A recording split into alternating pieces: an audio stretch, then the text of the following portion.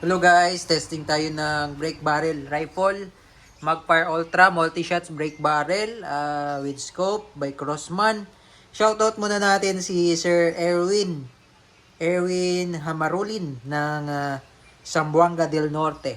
Okay, so this is the Magpar Ultra Multi-Shot Brake Barrel Rifle by Crossman, nitro piston powered. May magazine siya, 10 round magazine, caliber 22. Buksan na natin.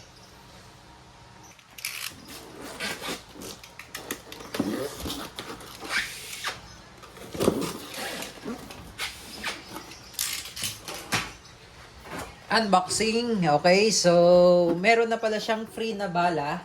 So this is Umarex brand. Imported Germany brand yan. So this is 15.7 grains or 1.2 grams. Pointed pellets. Libre na to, previous. Ayan.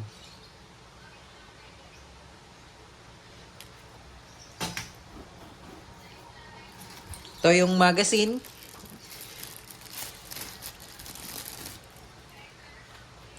Yan, ito yung magazine niya, sir.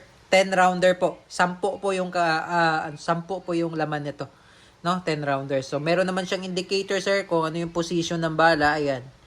Tapos etong arrow na yan, yung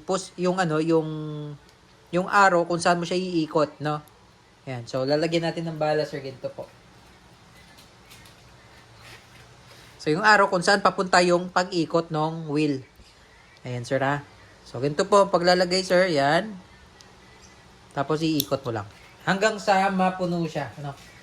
So, bali, ito naman, may indicator siya na siyam na lang ang pwede mong ilagay. 2, 3, 4, 5. Okay, so 5 na. Naka 5 na tayo.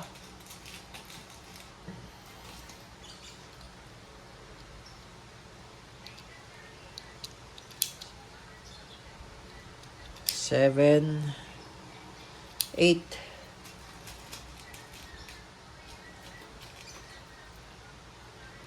Oh. 9. Then, last one. Ayan. Isa na lang.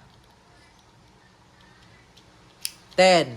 Okay? Pag 0 na, hindi nyo nalalagyan dito kasi hindi mo na maiikot yan. Yan. Okay? So, yan yung magazine niya. Ito naman po yung kasama niyang scope. So, ngayon, sir, kayo na po ang magsisiro po nito. No? Hindi pa po ito nakasiro. Ito po yung scope.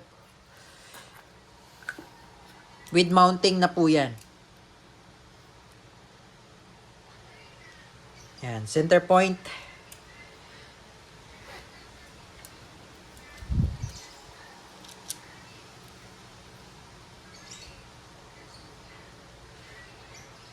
Ayan yung scope, sir. Siyempre, yung unit. Ang bigat, ah. Tapos, ito yung manual. Okay. So, ito yung unit, sir. Nilagayan siya ng sling.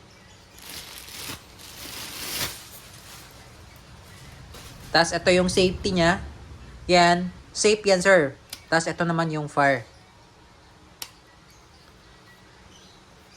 Ayan, lagayan ng scope. Tapos, may sight siya, sir, no? Ayan, may iron sight po siya. Ayan, adjustable din yung sight niya, sir. Ayan. Ito yung adjustment wheel para sa elevation. Tapos, ito naman yung adjustment wheel para sa windage or yung left and right. Up and down, left and right. Ayan. Tapos, dito natin ilalagay yung magazine. Saan yung magazine? Ito. So, ito yung harapan, sir. Ayan. Pag ganyan. Pasok mo lang siya dyan. Tapos, didiinan mo lang. Yan. So, yun yung magazine, sir. So, ito yung lagayan ng tag nito, sling. Yan. Tapos, yung sight naman, front sight, fix na yan, sir. Yan. Meron siyang built-in silencer, kaya siya quiet fire technology ng Crossman. Ayan. Okay, so brake barrel. So babaliin mo siya. Tatanggalin ko lang muna to, sir, ha. Kasi maglo-load yan eh. So, pagbabaliin mo siya, sir, paluin mo lang to. Pak. Sagad. Ayan, sagad sa dulo, palo. Ay, bali. Sagad sa dulo, then balik. Pwede ka ditong maglagay, sir, ng... Dito pala. Pwede ka dito maglagay ng... If in case lang ha, if in case nasira yung magazine. Pwedeng mano-mano, dito lalagay yan. Yung bala. Mano-mano yun, pag walang magazine. Then, pwede ka dito maglagay din ng silicone oil. Okay, tapos pagbabalik yan. So, testingin lang natin. Wala naman tong bala, walang magazine. Wag mo lang, sir, i-dryper ng walang bala. Bawal po. So, testing. Pairing. Lakas. Ayan. So, ilagay ko na, sir, yung magazine, sir, ha? Para matesting na po natin.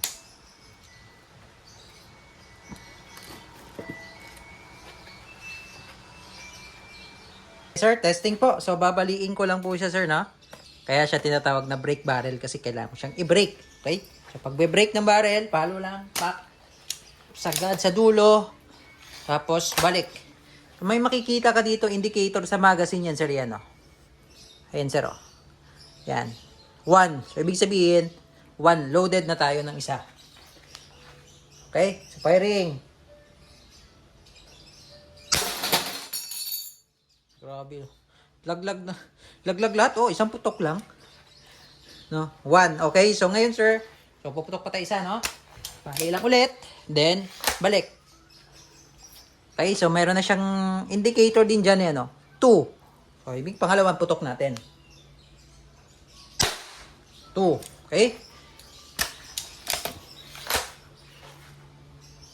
Yan, 3. Okay, so di ko na ubusin, sir, yung bala, no? Yan, all goods naman yung unit. Yan, Crossman Magfire Ultra.